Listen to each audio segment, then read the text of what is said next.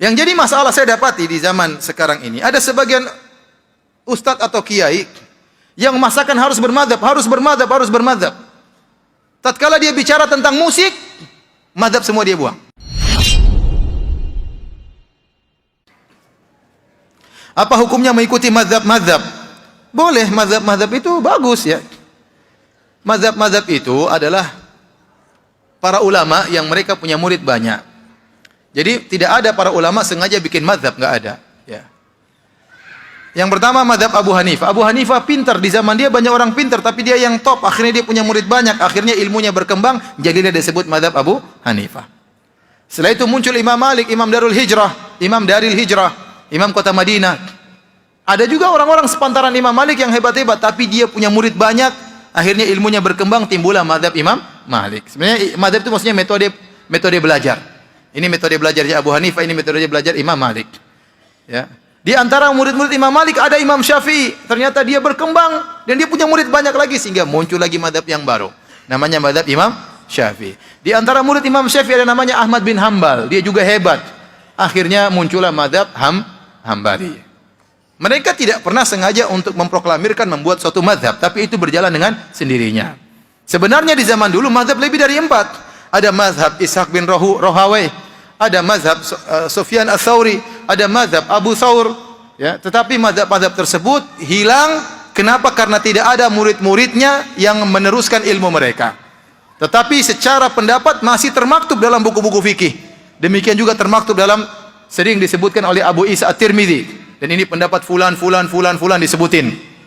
Tetapi secara mazhab sudah tidak ada karena tidak ada murid-murid yang meneruskan. Jadi bermadzhab itu boleh. Anda belajar agama melalui metodenya Imam Syafi'i, silakan, tidak apa-apa. Yang dilarang adalah fanatik atau memaksakan harus bermadzhab, itu yang jadi masalah. Ya.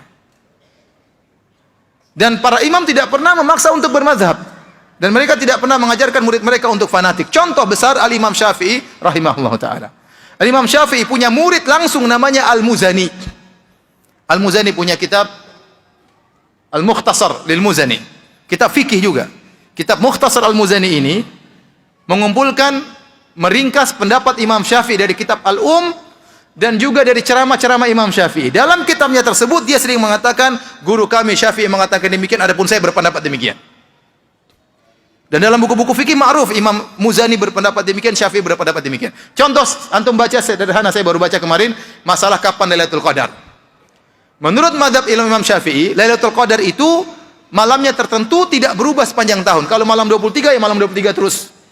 Kalau malam 21 malam 21 terus. Dan Imam Syafi'i dalam sebagian berpendapat malam Lailatul Qadar selalu malam 21. Dan dalam pendapat yang lainnya mengatakan malam Lailatul Qadar selalu malam 23. Ternyata diselisih oleh muridnya Al-Muzani. Al-Muzani berkata malam Lailatul Qadar itu berpindah-pindah dari tahun ke tahun.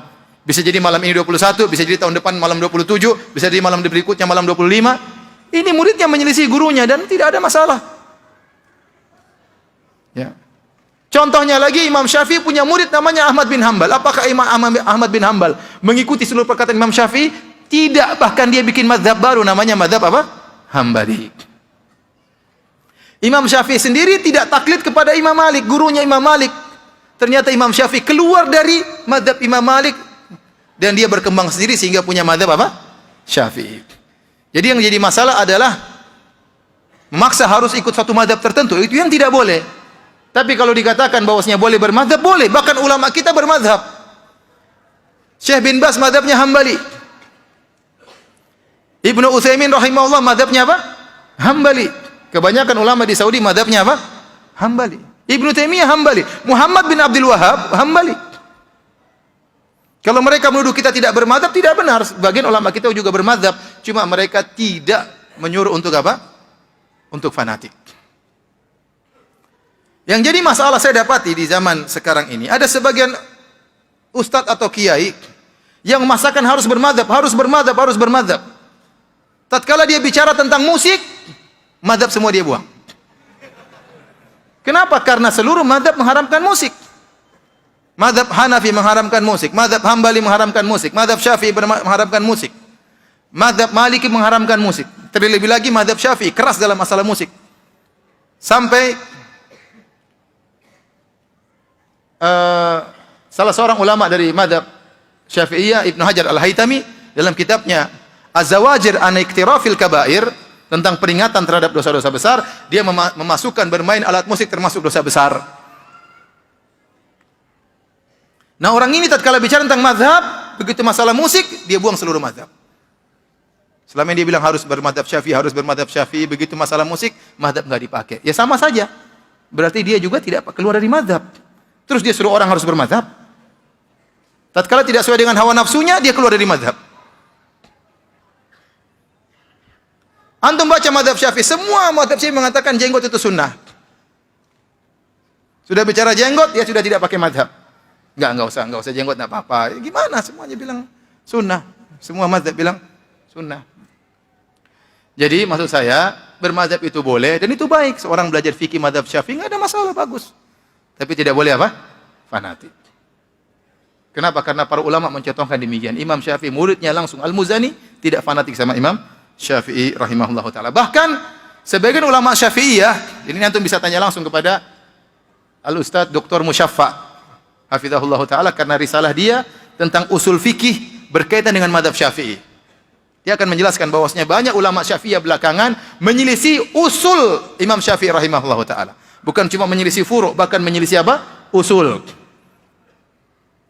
Kalau mengatakan harus sama persis seperti Imam Syafi'i, ternyata tidak juga, para ulama tidak demikian.